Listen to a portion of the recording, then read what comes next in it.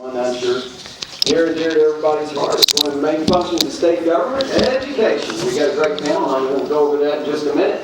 Before we get started, though, we want to say our blessing, and we want to do the pledges, so everybody please stand up. We'll do the blessing first, and Ed Hettinger here is going to say the blessing. Oh, gosh. Start out. Heavenly Father, we just praise you for your almighty nature, for your knowing everything there is to know. And Lord, we really need your help. Because in this world where so many things are going contrary to your precepts, we need your help in righting them and bringing them back.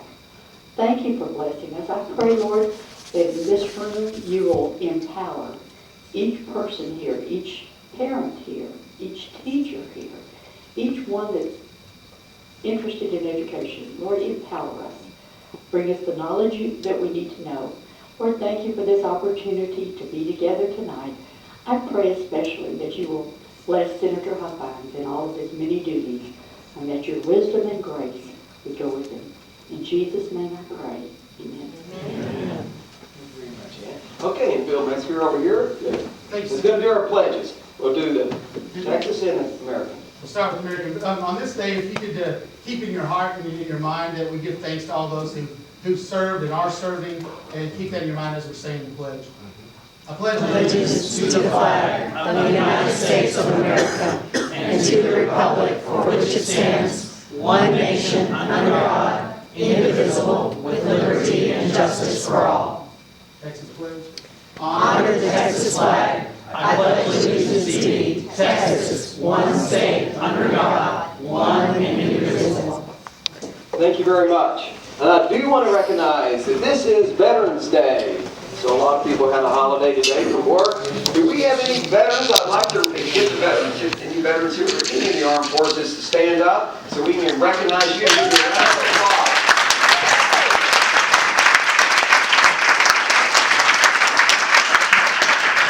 Thank you for your service, Marines. Yes, sir. All right, great. You got those Marines. Nothing's too big or too tall. Where were you, Roy?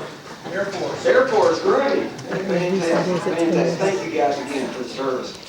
All right, I'm going to do a little panel discussion. I'm going to be the moderator for education. And I'm going to sit down. I think I'm just going to stay standing. But education, I was blessed to be on education committee. And it wasn't something that I was real familiar with before the session started. As everyone knows, I'm new down there in Austin. But it's been such an exciting ride for me to get to know about education, learn about it. And I mean, it's endless what you can learn. I mean, education is just massive in the state of Texas, and it's massive of all the knowledge we can gain. I'm passionate about a lot of things, and I'm opinionated about it. But we had a great session on education last session. There's 11 folks on the Education Committee in the Senate. There are 7 Republicans, and that makes 7 Republicans and 4 Democrats. So we have a lot of lively discussions. The Education Committee is it's a tough committee. I would say that. The other committees, I'm on business and commerce, and I'm on transportation, and I'm on administration. But Education committees last longer than all those others combined. So the meetings are very long. As you guys know, we don't take breaks, and we have testimony. Everybody gets to testify, and everyone's got an opinion on what's the best education. And so the committee hearings do last a long time, up to 12 hours or more. But we had some good bills we passed. I supported last session. Give you a quick rundown on that. Governor Abbott's Senate Bill 925, that's Literacy Achievement Bill, that's K through 3rd grade. Teachers Academy, Senate Bill 972, Reading to Learn Academy for teachers, and Senate Bill 934, Training Academy for K through 3 teachers in mathematics. We also had Senate Bill 935, is Reading Excellence, and that was a team pilot program whereby reading specialists come to underperforming schools and collaborate with teachers. We also worked on school choice last session. We had a tax credit school choice program that came out of the Senate. It came out of committee, cleared the Senate, and we sent it over to the House. That was where you could get a tax credit from your franchise margins tax up to $100 million, and you could apply that credit, 50% of what you're going to pay in franchise tax, to about 20 to 25 nonprofits, and the nonprofits then could offer scholarships. It was a scholarship program for underprivileged children. That did not make it out of committee in the House, so that was the school choice bill that we got done out of the Senate last time.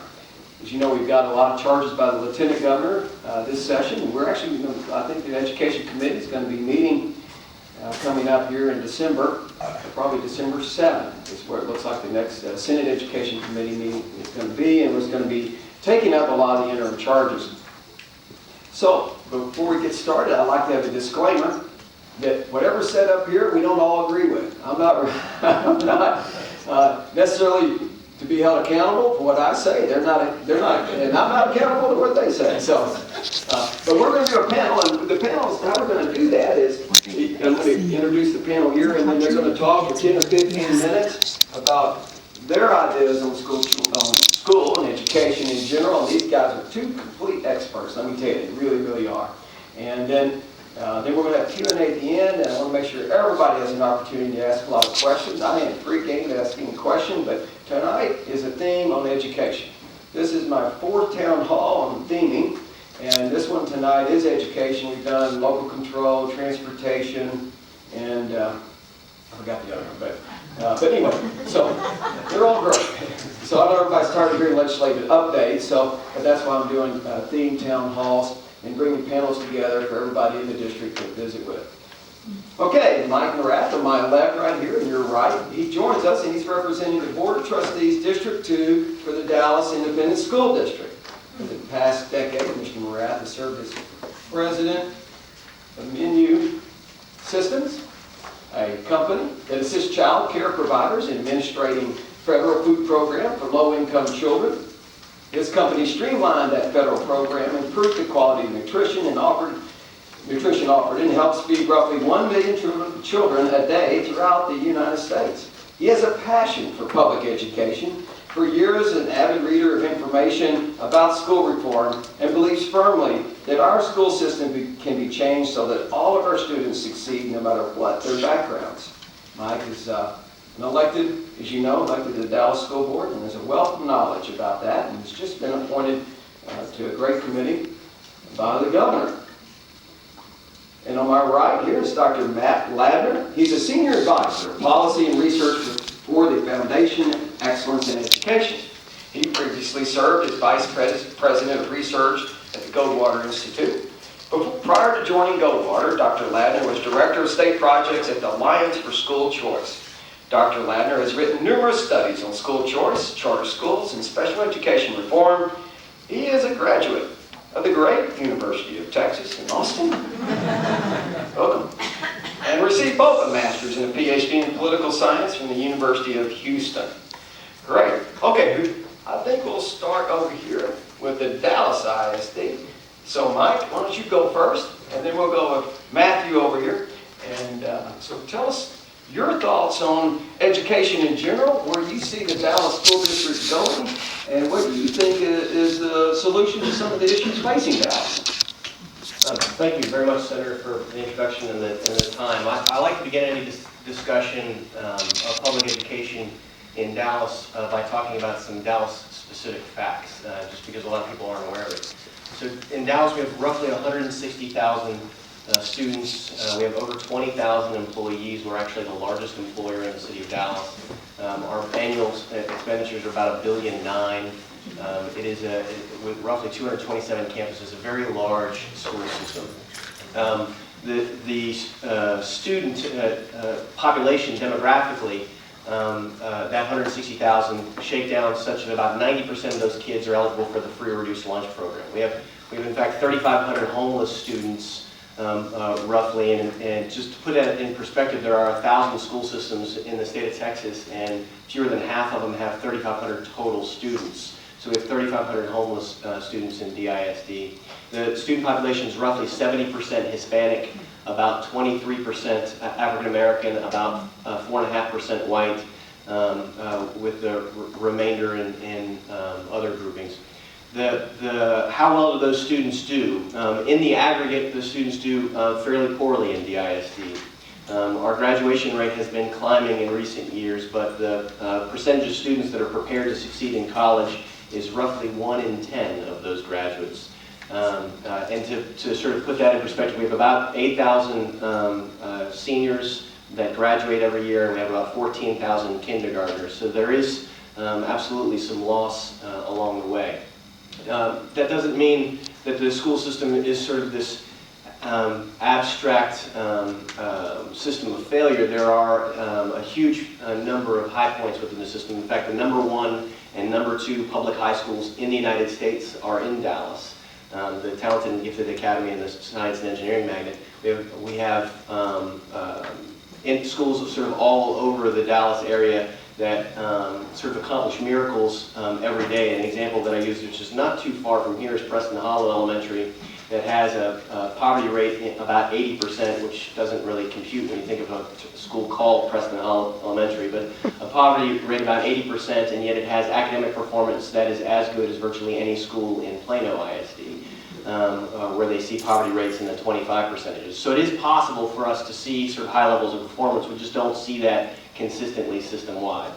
And when I look at the sort of landscape of public education, this is the most complicated endeavor that man is involved in. We're taking these little bundles of energy, these tiny little bundles of energy, and then after 18 years turning them into self-aware members of the Republic. This is not an easy process.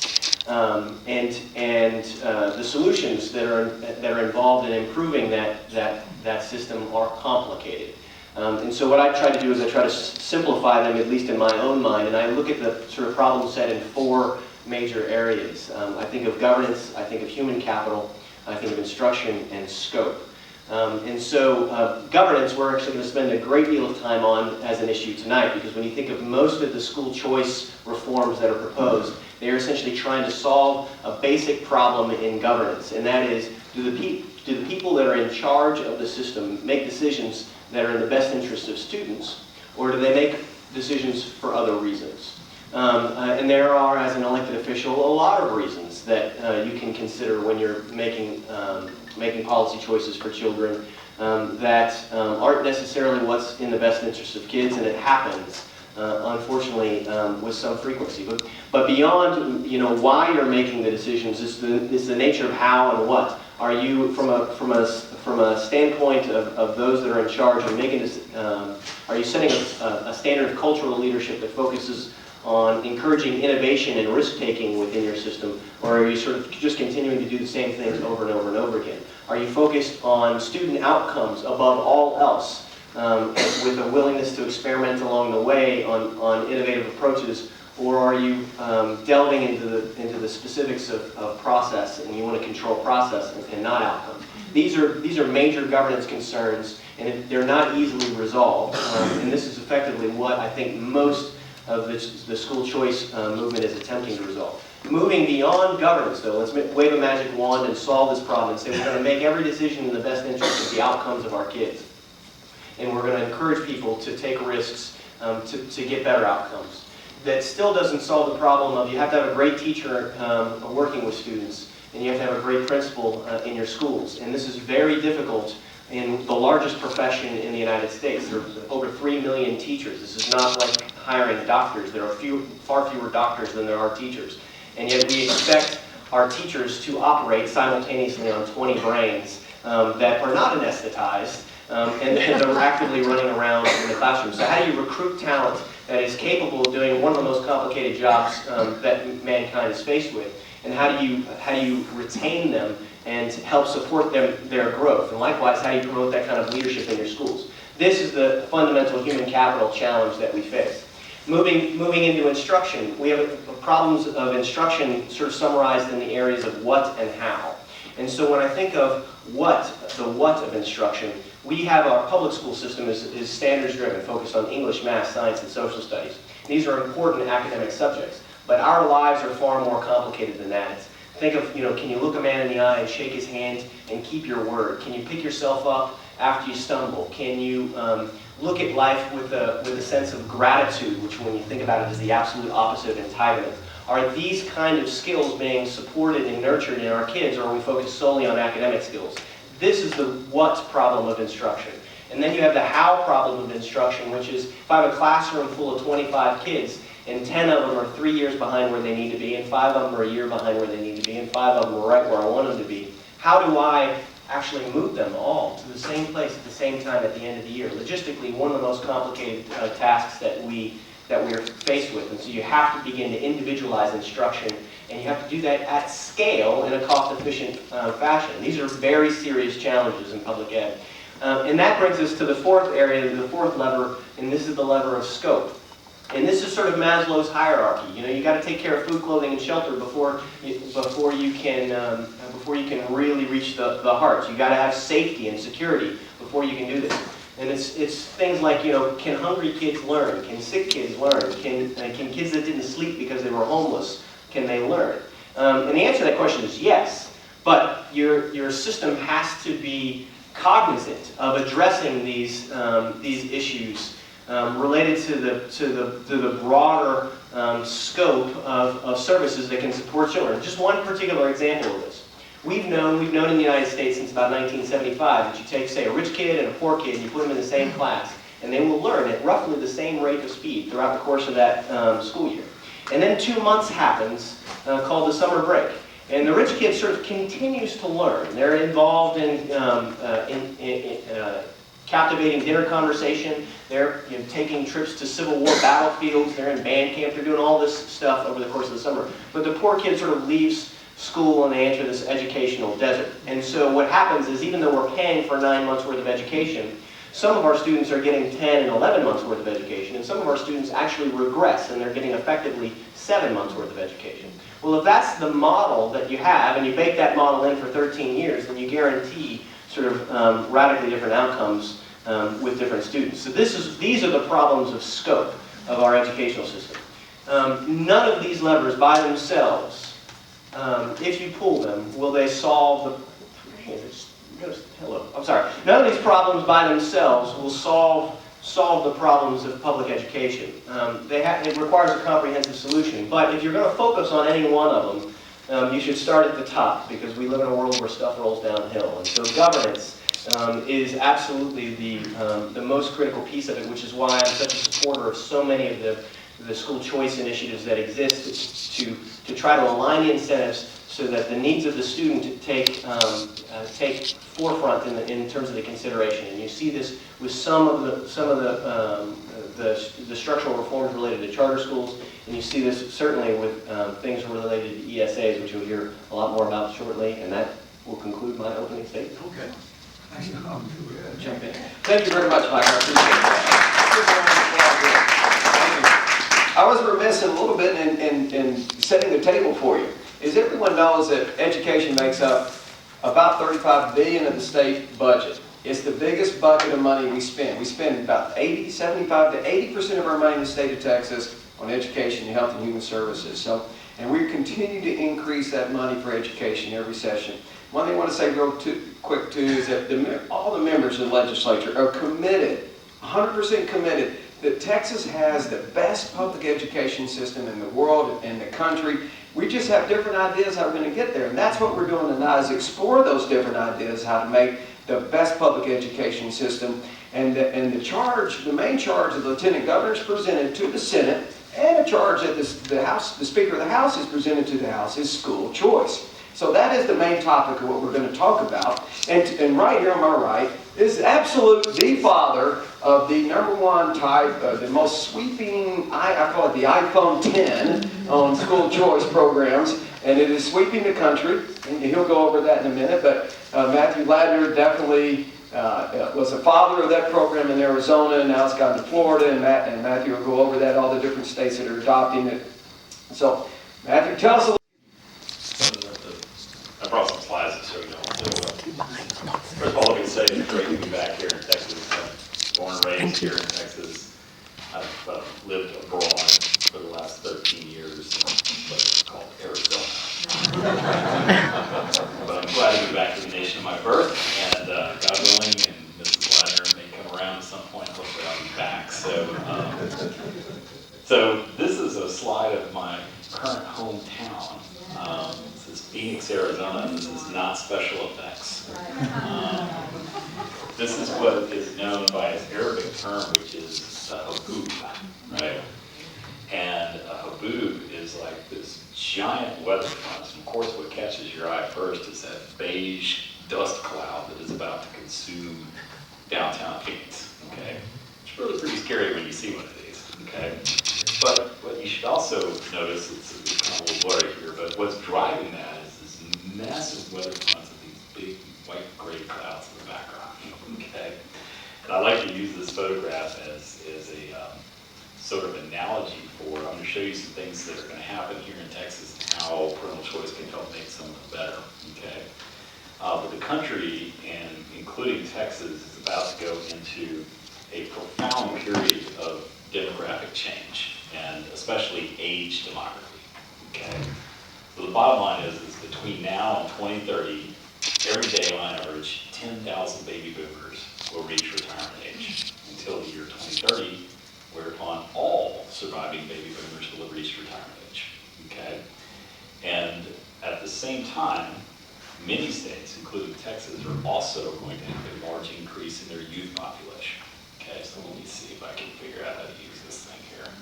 So just like that. So the implications of this are, right, that from a state budgetary standpoint, right, it's already the case that we're having some difficulty here in the state of Texas with the students you already have. This is from the 2015 NAEP, and this is showing you the percentage of students scoring proficient or better on reading. Now, let me be very clear that proficient on NAEP is a very high bar, okay? This is a sort of a globally competitive level of proficiency, right?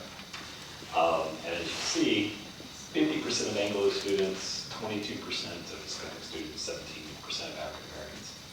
The real problem here is, I mean, there's plenty of problems here, right? That Hispanic figure is now a big problem, much bigger problem than, say, the public school system that I graduated from in 1980 or something, right? These are now a majority of the students in the system as a whole, okay? And we've got to get that number up. So, oops, I think I messed up. Let's see if I can figure this out. Just this one. I'm technically challenged, so there we go. This is a photograph in the Austin American Statesman in 2010 from a high school in Round Rock, north of Austin. And this is from a brand new high school. It was built for 2,500 students. It quickly filled up to about 3,000 students. And the brand new high school was surrounded by dozens of portable buildings, and the kids went out and hung this sign that says, "Welcome to portable building." Okay? This is what has been already happening. If you go into the state's data system, you can find out that the debt service and capital outlay for the state of Texas went from about 10.6% of the total spending to over 20% during the recent past. Now, there's no reason to think this is going to stop. Okay? When you look at the Census Bureau projections of both enrollment growth, now what I'm showing you down here on the bottom is under 18. Okay, these are Census Bureau numbers. And up and down is the growth in the elderly population. So it's the growth in the youth population, growth in the elderly population. Now, Texas is a bigger state than average, and these are just raw numbers here. But as you see, when you're adding 100,000 new students a year, which is what the state of Texas has been doing for a long time, and what it will continue to do as far as the eye can see, as far as the demographic projections go out in the Census Bureau, you're going to keep adding students.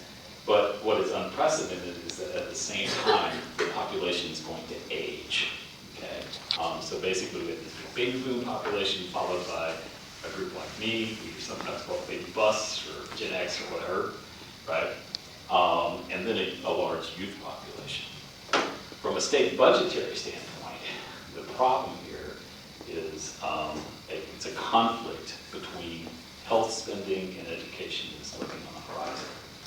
Now, people often confuse Medicare and Medicaid. Medicare is a federally funded health care program for the elderly, 65 and older, if you're eligible for it. The state has absolutely nothing to do with that, okay? What most people don't know is that many elderly people also access Medicaid to pay their healthcare costs. And on a per beneficiary basis, the elderly are much bigger consumers of Medicaid dollars than average, okay? So as your population ages, your pressure to spend more money on healthcare increases, okay? These next charts are from the Texas Comptroller's Office, okay? And basically, what I would keep an eye on there, first of all, let's look at the green stuff, okay? That category is called all other, but there's all kinds of stuff in all other. Your prison system, right? Transportation, universities, a lot of different things that we care about, okay? The blue there is public education and the red is Medicaid, okay? So these projections just go out to 2023, and basically what they're showing is that as Medicaid grows, all other is going to shrink dramatically, okay? If you're curious about why you've been sitting in traffic a lot, it's this, okay? If you've got kids in universities that are paying higher tuition than you were expecting, guess what, okay? The state can't charge tuition to prison inmates, okay? And back in 2003, the universities deregulated tuition for this very reason. They knew this was coming, okay? By 2023, they actually project that the percentage of the Texas budget going to public education itself is going to shrink. This is the last thing lawmakers want to do, but it's on the horizon, okay? So, one of the kind of jokes I like to tell about this is that, you know, this Tom Cruise on the top, you know, he has a plan for dealing with the hoopoo, right? And he's got DirecTV. This Tom Cruise down here, he thinks he can just run away from the problem, and he has cable. So, how does school choice fit into this? Okay. First of all, let me just say that in any discussion of school choice, it should always be understood that public education is guaranteed by the Texas Constitution. That if we took a poll, we'd find 90-something%, in the high 90s of people support it, and it's not going anywhere, okay? Public education is a permanent feature of public life in the state of Texas, as far as I can tell, okay? And mostly what we're discussing in sort of an evolutionary way is how do we change the public education system to make it work better for kids, okay? So it's not going away. I mean, you've got 5 million students in the state of Texas, and like I'm telling you, 20 years from now, you're gonna have more than that. There's gonna be more kids, more people working in the public schools 20, 30, 40, 50 years than today, okay? No matter what you do on school choice, okay? But we do have some new school choice programs that are sort of evolving out of older technologies, and this is the iPhone analogy considered Huffines use, right? We couldn't have an iPhone unless we had a rotary telephone to just sort of go. And the iPhone analogy works because if you think about sort of first generation school choice programs, say a school voucher, for instance, it really only did one thing, like a rotary telephone, right? It did this one thing and allowed you to transfer to a private school or a different public school, right? It did that one thing and did it well, right? The difference with an ESA is that it's actually an account managed by parents, and it has multiple uses, not just going to private schools. So, you know, this is the sort of like, what are these things, right? Literally, they typically are managed in Arizona, where we started these things, as a debit account, right? A debit card. That is how parents use and manage the accounts. And if you look at the things they can spend them on, right? It's a lot of different things. You can pay for private school tuition, but you can also hire certified tutors. You can contract for individual courses in public schools. You can enroll your child in a junior college or actually pay university tuition with it, okay? A lot of special needs students in Arizona are using it for therapists, instructional materials, online courses. Probably the most important one on this list, though, is the third one up there on the top, which is saving for future college expenses, okay? So in Arizona, you can actually take a limited amount of the money, if you have money left over, and put it into a Coverdale savings account, which you can use for future university expenses. Now, the reason this is important kind of goes back to basic economics, okay? And one of the most basic things about economics is you can kind of look at a little 2x2 chart here, and you ask yourself the question, who are you spending money on, and whose money is being spent? Okay? So the worst case scenario is when you're spending someone else's money on someone else. Okay? When you're spending somebody else's money on someone else, your incentive to economize, to extract the maximum value is very limited. Okay? If you move over one square here on the bottom, right, you're spending the money on yourself, but you're spending someone else's money. Okay? Let's call that a school voucher, right? Someone else has funded the school voucher, right? You don't economize, but you seek highest value. Okay? You actually see examples of this from pre-existing voucher programs. Okay? So in Milwaukee, there's a maximum voucher amount of $6,500. Every single private school participating in the Milwaukee voucher program charges $6,500. Right? They'd be crazy not to. They're leaving money on the table. Okay? But what if somebody could create an awesome private school model that charged $5,000 for a kid? It's never going to happen. Right? Going up the top, this is what we're trying to do with this shift. By shifting from a coupon program to an account program where you have alternate uses for funds, right? The hope is to get up to that top where you're spending your own money on yourself. That's how you deal with the funds, right? You try to extract maximum value, and you're not just, sort of judging education providers on perceived quality, but also on costs, right? So you're actively given an incentive to consider opportunity costs. So this is one of our first ESA parents in the state of Arizona. We passed the program in 2011. This is a man named Mark Ashton and his son Max. Mark actually runs the Foundation for the Blind in Phoenix, Arizona. And Mark's story with Max is that Max is blind, he enrolled in the ESA program, and Mark enrolled him in what he describes as the best school in Arizona, which is called Brody Prep. And the way that the accounts are funded is that the state takes 90% of the funds that would have gone to Max's public school, right, puts them into the account. The account is managed by the parent, okay? He says, so I paid for Brody Prep, but Max also needed Braille books, right? He also needed voice recognition software, okay? We took the debit card and we bought that stuff for him, okay? He said after Brody Prep and after voice recognition software and after Braille books, there was still money left over, so we put it in the Coverdale savings account, right? Right now, Max has graduated from Brody Prep and he's at Loyola Marymount, and some of the money he spent for his tuition was actually accumulated in the ESA program itself, right?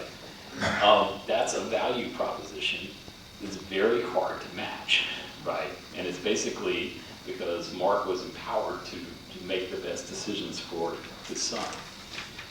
So, what are the takeaways on this? I mean, the first thing is when you see those big, elderly and youth numbers and whatnot, and the coming squeeze, I always tell people, it's like, don't panic.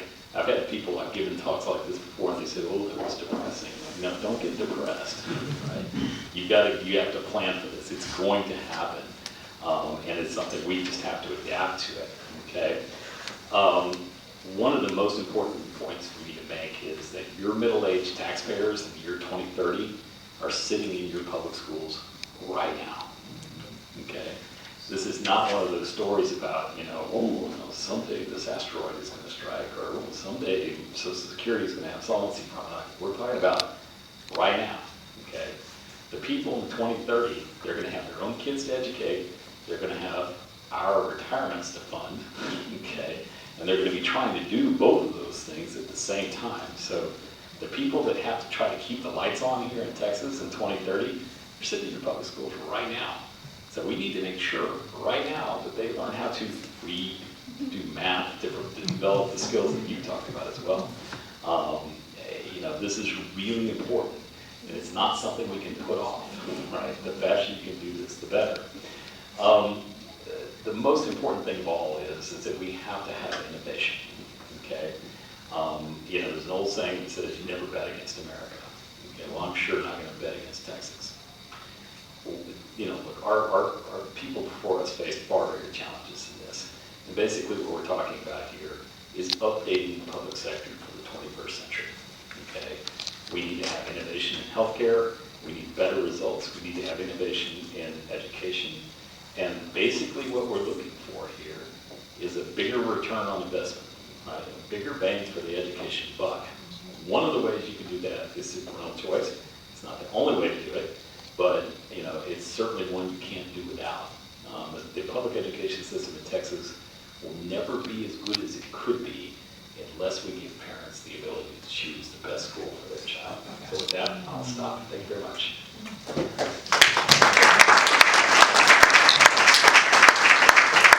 Thank you very much, Matthew. That's very fascinating. And what we're going to do is ask a few questions. Now, Arizona was the first state to pass ESA. Is that correct? What year again was that? 2011. 2011. How many states have ESAs, right? 5. 5. And the state that just finished up last spring passing it was Nevada. And they are the first state to go universal. Yes. So what does that mean? So in Nevada, Nevada faces a lot of, and so does Arizona, a lot of the same issues. A crushing level of enrollment growth in the Clark County schools in Las Vegas. With an inability to keep up with enrollment growth.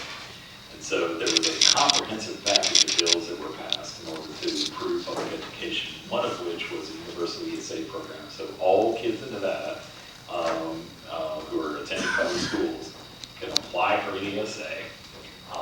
Low-income kids get a larger amount of money. Kids with disabilities get a higher amount of money. But basically, the situation they faced, it's basically like, do you want to put more kids in the kind of trailers I just showed you here, or do you want to let some of them do something else, right? And the most important thing about this, Senator, is not how many kids are doing it, although I'll tell you there's so far 3,500 applications, so there's no mad rush to the exits and people, depopulating public schools. It never works that way. The most important thing about parental choice programs is to have an exit option, right? When people have an exit option, they don't even have to necessarily use it to benefit from the program. Mike, what do you think would be something that the legislature could do to help the Dallas School District with school choice and on ESAs, or do you feel like there's other options out there that would work? And tell us a little about the district-wide choice programs you're implementing now. Sure. So choice comes in many flavors and many varieties, but I think Dr. Legner was perfectly accurate that you have to allow parents the ability to choose the best option for their children. And in fact, we're sort of fooling ourselves if we don't say that already happens. It just doesn't happen for all of our parents. It only happens for the parents that can up and move their families. The ones that have financial options already have all the choice in the world.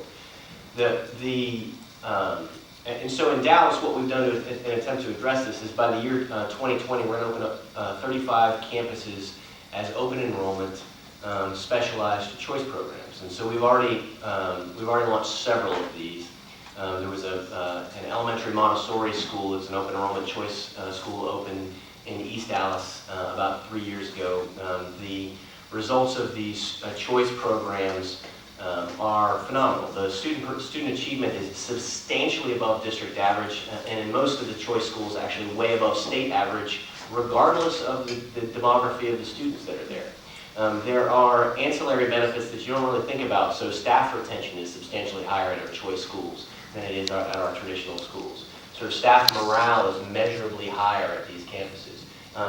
When you organize a campus culture around this specific mission, you have parents that are engaged, they specifically have chosen to put their children in this school.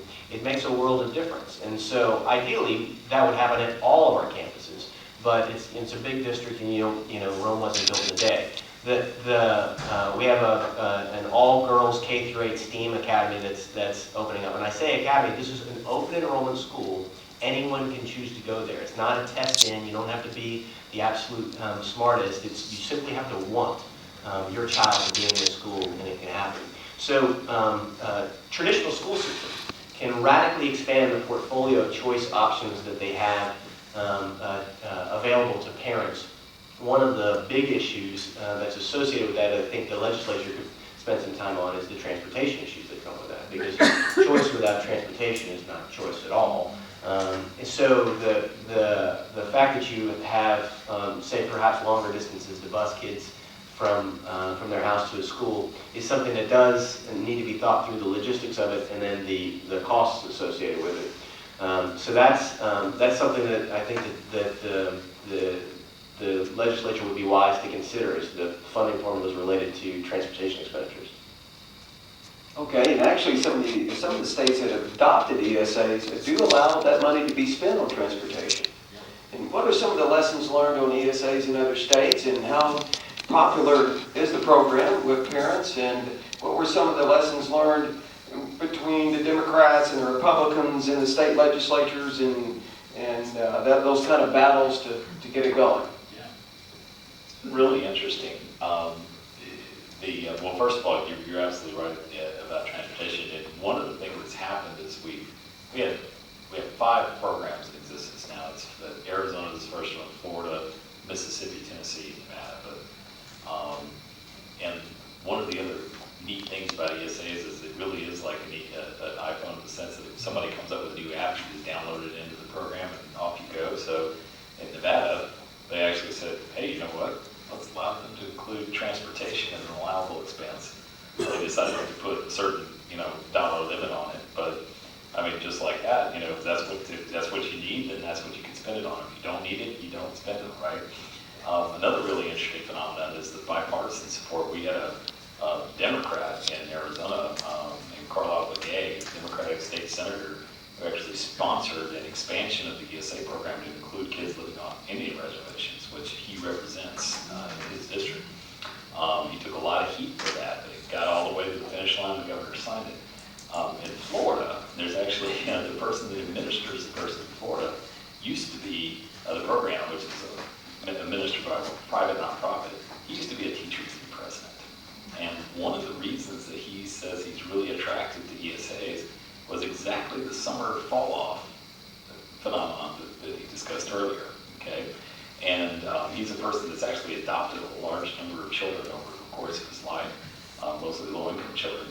And he said, one of the things that I like about ESAs is that I want kids to be able to use some of the money in the summer to do some of those things that the rich kids get to do, like maybe get to go to a camp, right? These sort of things. So we're in the process of kind of figuring these things out. There's a big debate to have about funding equity. What should that look like? If low-income kids should get more money, how much more money? How do you make all that work, right? And it's an evolutionary process.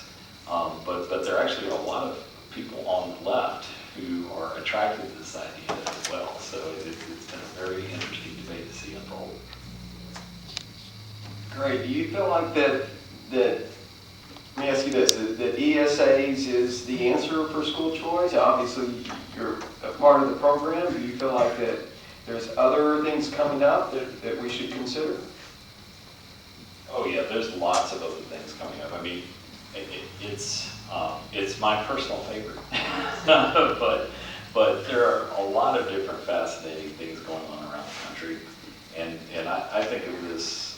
So, for instance, the New Orleans experiment with basically a district which is entirely charter schools now, and showing dramatic academic gains since the hurricane.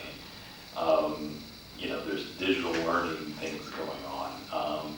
There are programs to actually decentralize funding, get it more to the campus level, and give more power to principals that in an open enrollment system has kind of a choice type effect.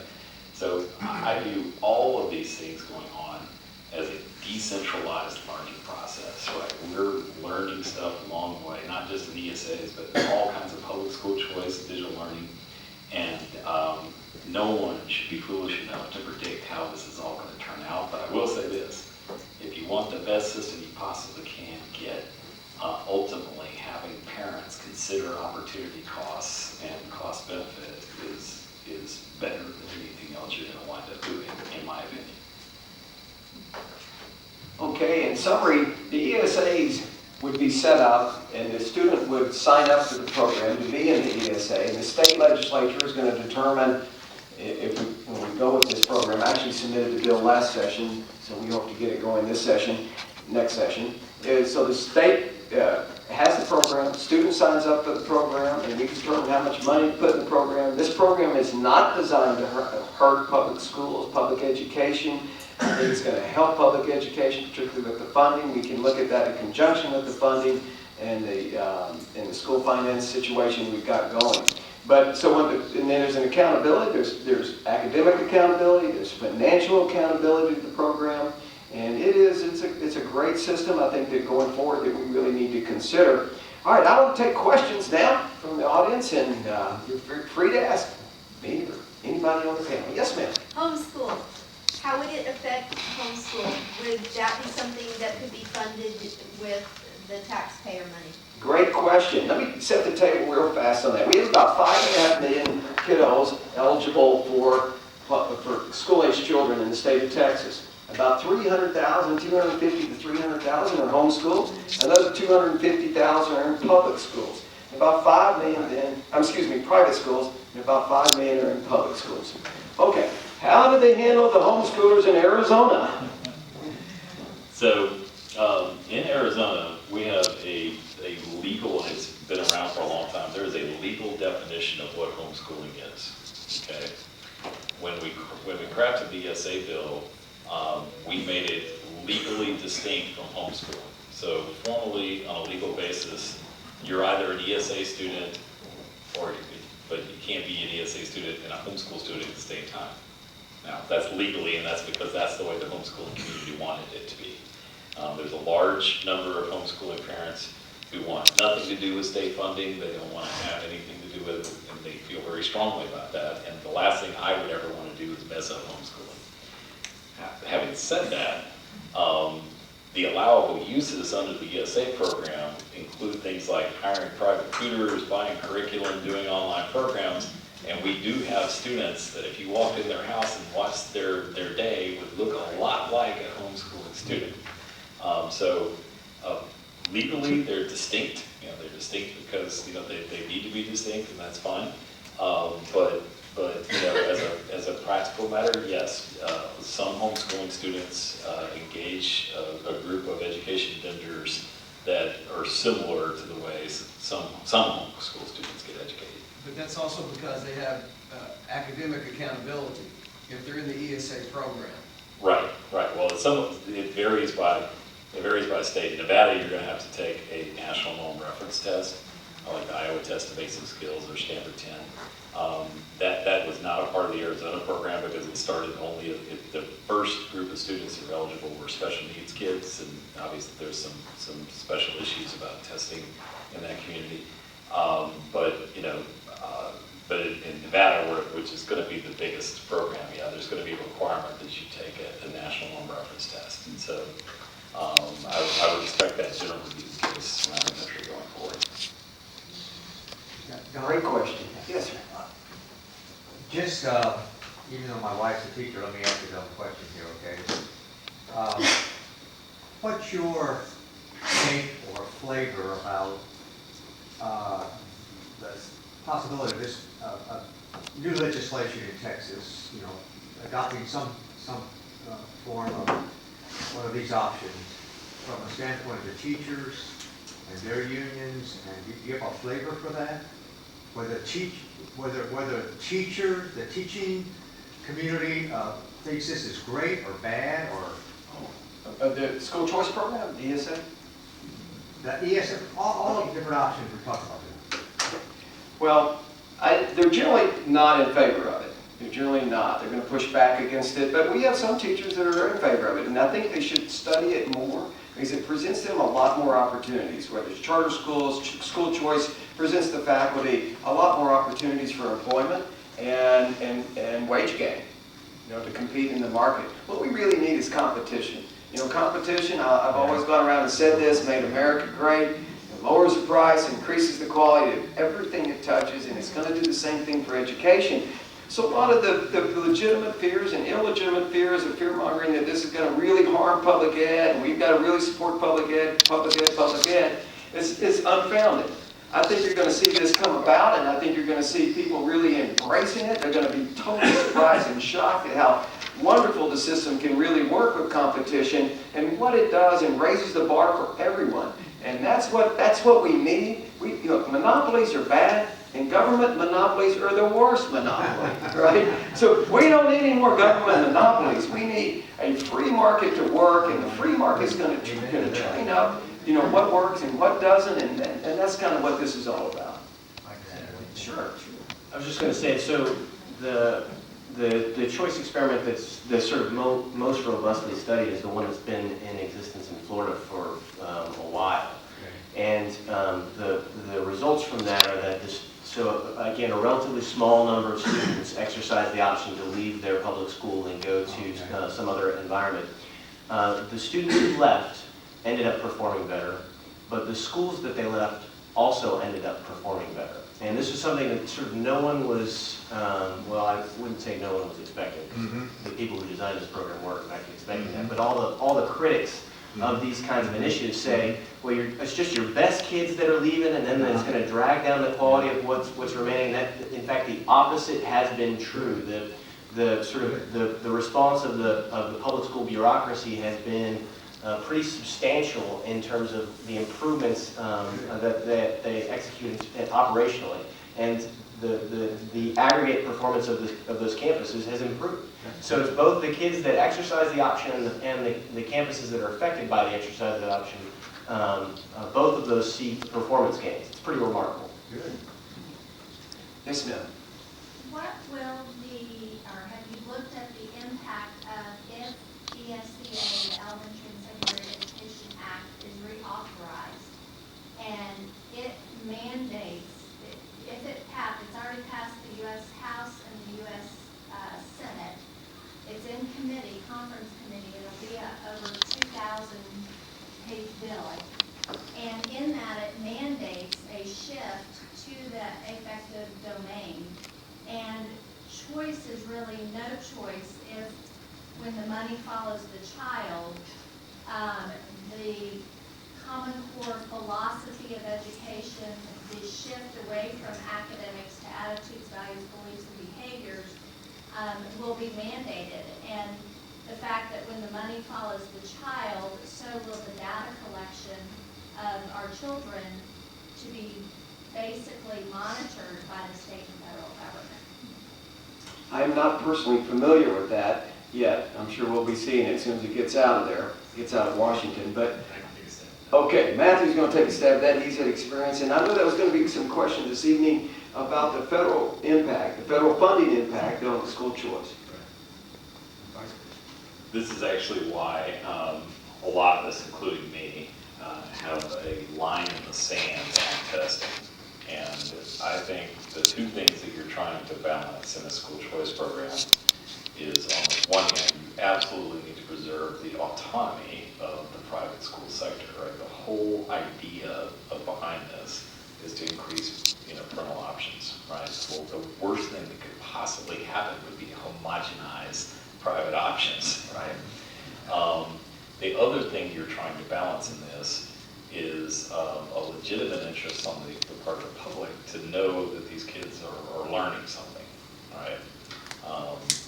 And the sort of sweet spot on this is that more than 90% of private schools, for instance, already give a national norm reference test, like the Iowa Test of Basic Skills or the Stanford 10 or Terra Nova or a group of other ones. So the line in the sand for me and for a lot of people is that we will never accept a requirement that requires kids to take the state test, whether that's the state of Texas test or a Common Core test in another state or any of that kind of stuff, because that winds up influencing the curriculum of the private options. Okay, so I think that we can have a system, and we've pulled this off in private choice programs around the country, a private system that does have data that people can examine examine, they can feel confident in, but which does not dictate curriculum to the private school providers. And you get a good balance. So, one just sort of horror story about this actually comes from our neighbor, your neighbor, Louisiana. They had a very heavy-handed school voucher program with a lot of regulation to it, including a requirement to take the state test. And as a result of that, 70% of the private schools in Louisiana have chosen not to participate. And so it's a huge backfire, right? The program in Louisiana was actually designed for low-income kids going to C, D, and F rated schools in the state of Louisiana. And because of the heavy-handedness of the state, the best private schools in Louisiana have taken a pass. Like, no thanks, we don't want to participate, right? So, there is a sweet spot there, but, it's very important, the way I put it for people in Arizona is that if what you want is our test, it's called AZ Merit, it's basically a Common Core test. If that's what you want, then I've got 3,700 different options for you in the state of Arizona. They're called district and charter schools. If that's what you want, go get it, it's out there. If you want something else, that's what private choice is for, and or homeschooling, right, which I want to reserve. So, but what if ESCA passes and that's mandated from the federal government? if the federal government does what you're saying, I mean, this does not have to influence the fact. Basically, it would increase the incentive for us to create opt-outs for parents that want it, right? I don't think any federal money would be going to these ESA accounts, and as a result, the rules that come federally wouldn't apply either. But I might be mistaken, but that's, That's Yeah, right, yeah. state, and not So- local money. and so, but I think that the point that he made on testing is a pretty critical one, because even if you don't accept federal money, if you have these sort of insidious incentives that align with those other federal requirements, even though you're not formally embracing the federal requirements, you can see that creep up in it. And that's the reason why you would draw the line in the sand. You can't allow assessments that are, say, tied to ESEA. You cannot allow those kinds of assessments to be a requirement in the educational savings account program. Otherwise you essentially allow a back door for that. So it's just, I think policymakers need to be careful about that as they're crafting this to ensure that we're adequately sort of firewalled from that. And even in like Dallas ISD, where 90% are those Title I schools, how do you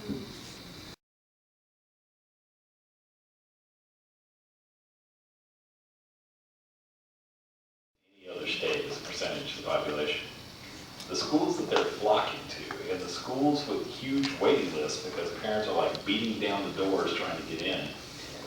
One of our and they've actually opened a school in San Antonio, they're going to Houston, and I think they're already here in Dallas, called Great Arts Academies. They're here in Senate District 16. There you go. Now, 2 of the 3 Latin children go to a Great Arts School. It is uniforms, great books, back to basics, strict discipline. I tell you, these things, they sell like hotcakes. People want them so badly. Basis is another one there, also in San Antonio now. Really hardcore math and science, world-class results. So when you give parents the ability to choose, so I think what you're describing here is that somebody in the district decided this is the best education, so we're going to impose it on everyone, right? That's exactly what. Yes, that's exactly the opposite of what we need to be doing. What we need to be doing is let people have genuine diversity in what they want out of education and the approaches they want to take. But when you let parents choose, they gravitate towards what are proven. They see success, they talk to their friends, right? And they choose the types of schools that you're describing. Thank you very much. Go ahead. So this problem of centralization in school systems is pretty extraordinary, because what you have described is essentially an individual employer, a series of employees that have oversight over a whole bunch of campuses, pushing down their specific change to all of those campuses, regardless of the possible outcomes of those changes. And so we've seen this. I've seen it in Dallas for a long time. And there's a lot of research behind, say, the teaching of core knowledge as opposed to a more touchy-feely, progressive view of absorbing material somehow through the ether. And this back to basics approach is simply vastly more effective, especially for low-income kids. And yet there's so many districts that central curriculum specialists sort of push down an opposite approach, which is the reason why the kind of choice initiative that Dallas is embarking upon now, and this sort of more pure display of choice is so critical. You've got to remove central bureaucracies from the decision-making processes that happen at campuses, whether those are campuses or private schools or charter schools or schools that are operated by under the umbrella of a school system. And because if you don't do that, you sort of creep into this least common denominator approach to the educational system, and it just isn't working. It patently is simply not working. And there are ways for us to move aggressively in that direction. There's an item of state policy that's somewhat relevant to this. There's an approach to school district budgeting where if you do budget centrally versus budget at a campus level. And there's a state law that only applies to Houston that if they do budgeting at the campus level, they're free of state procurement requirements. And so Houston Independent School District has this incentive to push all these budgeting decisions down to the campus level, but it only applies to Houston. So we need to get that law sort of more broadly implemented in the state of Texas to encourage school system decentralization. Really just need to give power to the parents, and that's what school choice is about. Power to the parents and empower the students. Yes, ma'am. Julie Lynn, and I've had the opportunity to work with each of you gentlemen through Texas for Education Reform on policy at the local and state level. So first of all, I just wanted to commend each gentleman. Senator Huffines came to the Senate as a new member, understood philosophically the challenges that exist for education in Texas, and really dug into the policy side of it, and was an outstanding member on the Senate Education Committee. So thank you for that. Mike Morath is, in my opinion, the most innovative school board leader in Texas.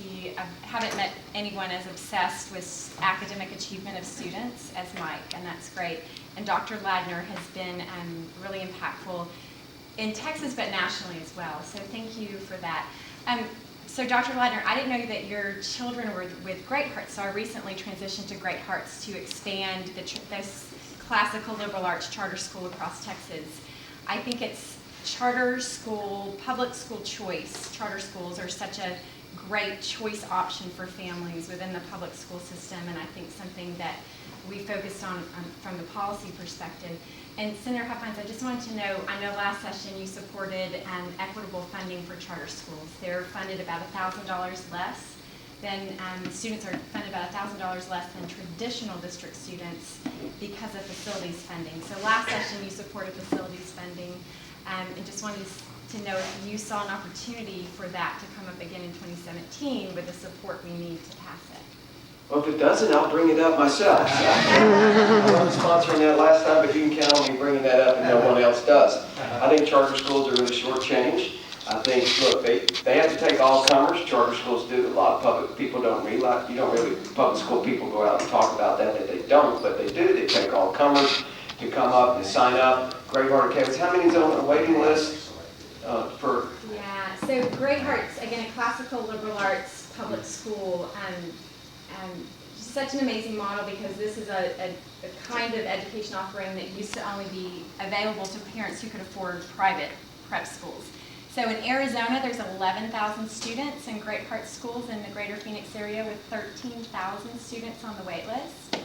In Texas, between San Antonio and Irving, we have 2,000 students in our schools with about 4,000 students on the wait list. So we intend to expand in North Texas, and we just need that equitable funding from the state to take on. We're going to work on that, and I think DISD right here has a few empty campuses that they can lease for $1 a year. They certainly aren't using. They're collecting dust, as do most ISDs. They have a lot of unused facilities. As you know, charter schools have to locate in old grocery stores, churches, wherever they can cobble together the facilities. They have very little sports team programs. They don't have any of the extracurricular activities that public schools have. They don't have the facilities, but they still have 2 times their enrollment on a wait list. So we have a real need for charter schools, and we've got to help them get the facilities, so I'm going to work on that.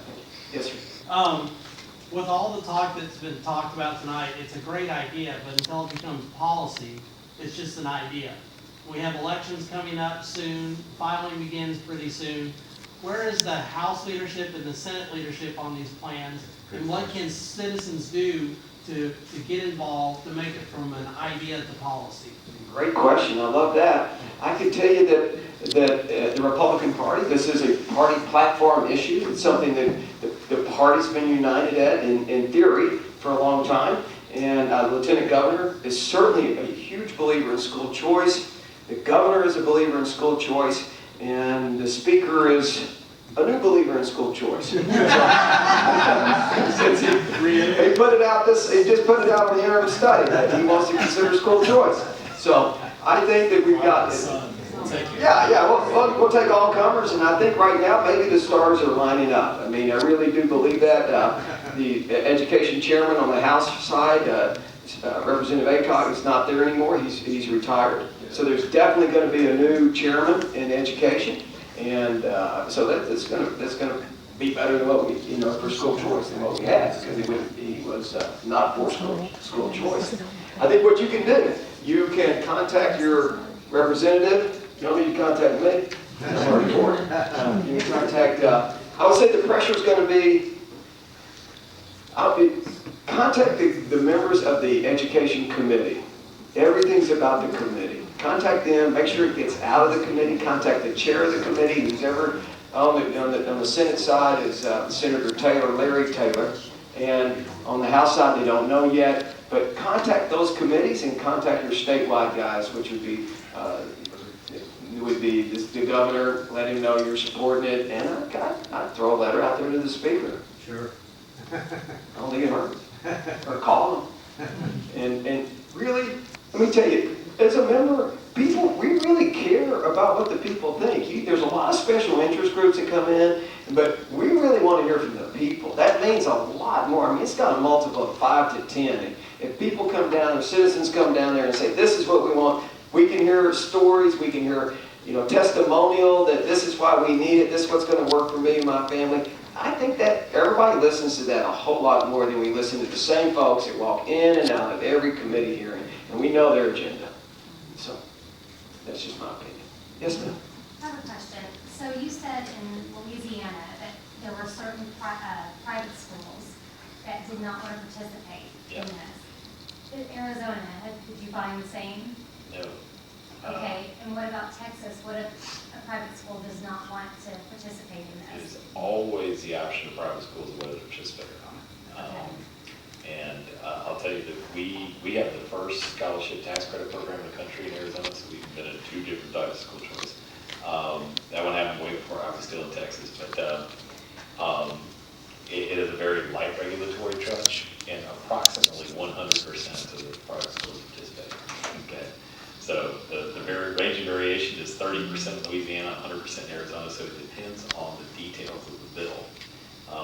And there's a lot of people who are going to say, wow, we've got to regulate our way to make sure these private schools are high quality. But be careful with that, because there is a cost to it. And the more regulation you put in, the more private schools are going to look at it and go, nah, I don't want to get mixed up in this. You want to find the right balance. The real accountability is with the parent. I mean, that's where the accountability rests, and that's what this program is all about. When the parent says, the parent makes the call. The parent can fire the school, leave the school, so that's what we want. The accountability is with the parent. If somebody had asked a question, who hasn't got a question? Yes, ma'am, back there, Kim. Hi, I'm from Richardson ISD, and I met you before. You spoke at the Richardson Library. I have 3 children with learning disabilities, and very smart children, very able. We're not low income. We can't get the services we need from the district. There seems to be a holdup, and can't seem to get anywhere with it. It's very political. and a lot of people are hurting, thousands of children. And that, what Mr. Ames spoke of, the reason all those scores are going down, and probably DISD too, is we're not teaching our kids how to read. And we have a lot of kids that have dyslexia that are just being, not given services. I've requested documents. It is true, it is sad, and it's ongoing. And for 7 years, they're saying, we're working on it, hang in there. And that's a nightmare is what that is. And It's a nightmare. I feel your pain. I'm serious about that. It's horrible. The same testimonial could be had by the thousands and tens of thousands, if not hundreds of thousands across the state of Texas. And that's why school choice is so important, to give you the option to use your money. And after all, it's your tax dollars. It doesn't belong to the government. It belongs to you. And that's what we're going to work on to make sure it gets into your kiddos' accounts and you can use it with So until that happens, what are you going to do as a senator to the school districts? Like, what can you do to help us? It's been going on for a long time. I mean, but what can we do together to get the specific case? Let me talk to my team, and we'll come by. If you could come by and meet with me, I'd appreciate it. Let's go out and talk to the superintendent. I present a lot of parents and a lot of students, and a lot of African American students that are invisible. Okay. Big problems. And I have the numbers, I have documents, and it's a big deal, and we're going down, and they want to cover it up. And I want to tell you that the Arizona ESA program actually started exclusively as a special needs program. And it grew out of the first voucher program exclusively for special needs children passed in Arizona and Florida in 1999, went statewide in 2001. No one has more to benefit from a program like this than special needs children. Every child has unique needs and strengths and whatnot, but no one can benefit as much from the diversity of options and approaches that you can take as special needs children. It is already the case nationwide that 2% of special needs children are going to private school at district expense.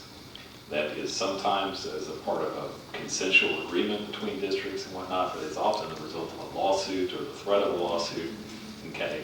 But the way this works out in practice is that, these attorneys that know how to navigate this are few and far between. They're very expensive. So basically what we have right now in this country is school choice for rich kids with disabilities, and not for everyone else, okay? Now, the school districts have told us since IDEA's first incarnation passed in 1975, they consistently told us that they don't get enough money for special needs children, okay? The state, you people don't give us enough money. The federal government doesn't give us enough money. We're transferring money out of general ed into special education. This is a terrible financial burden. You've heard this several times. oh yeah. Yes, okay. So here's the thing. When the state turns around and says, we're going to let you walk away with this money that you claim is inadequate, the money that you claim you're having to supplement from general ed, how can you complain about that, right? Either you weren't telling us the truth the last 40 years, right, or you're not telling us the truth now, right? Because and this is actually how it works in practice. When these children leave, they can continue to do the transfer from general ed into special ed if they want to and spend more money on their special ed kids that are still there. Or they can keep a little bit more of it back in general ed. Either way, they win, and the big winners are the kids, okay? The kids win big when they have choice options. And this busts one of the biggest myths about school choice, which has always been, the private schools only want to pick the easy kids, and blah, blah, blah, blah, blah. There are 30-something thousand children in the state of Florida right now going to private schools through the McKay Scholarship Program, okay? There's almost 1,000 private schools that are serving their needs, okay? With children with disabilities, yes, okay? So it's a win-win. Everyone wins. The school district wins, the kids win, the parents. There's no need to sue, any of that kind of stuff. It just couldn't be a better situation for special needs kids. This is, again, I want to try to get everybody out on time. We'll be here after this meeting for a while to answer questions, but I'll take one more. That's our schedule. Yes, sir. But then you can just CC me. Thank you to the esteemed panel and also Senator Hancock. Sharing with us so much information, opened our eyes to a lot of things going on at the state level and national level. One of the things I like to mention is the amount of homeless kids in Dallas Independent School District. Those that we know of, those that we don't know of. So I know it's hard to keep track of the numbers, but how does Kids Aid and school choice impact homeless kids and allow them to also attain a quality education? Well, it's probably a two-part question, so I'll, okay. Matthew here. You know, there's no doubt that is a tough one, okay? I mean, and I'm going to be just completely upfront with you and say that although I am absolutely certain that the sort of parent-driven system that we're talking about does produce general improvements in the quality of education for even the kids that don't participate, okay? And it does, and there's plenty of evidence I can give you on that. Now, but what I'm not going to tell you is that ESA solves every problem and fixes everything, and, you know, because there's a lot of other stuff we have to do as well.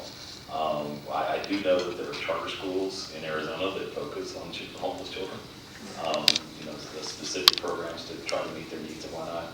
I can't say that it's a perfect solution though, but I mean, but it is an earnest attempt to do, you know, to improve things, right? But it's not, it doesn't have magical properties, you know, but it is helpful. I would echo that. I want to say that ESAs are not the solution to everything. This isn't the secret formula, recipe that's going to solve everything.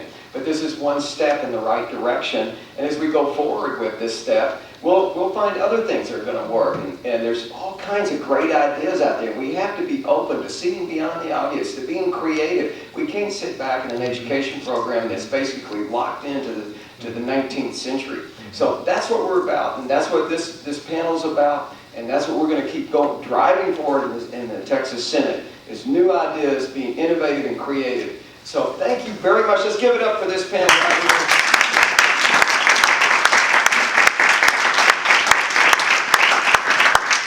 Thank you, everybody, for coming. Thank you so much. I really, really do appreciate your interest in education and your interest in what's making Texas better. If there's not a problem, if there's a problem and I don't know about it, I can't help you. I can't fix it. So please tell me about anything. Remember, I work for you.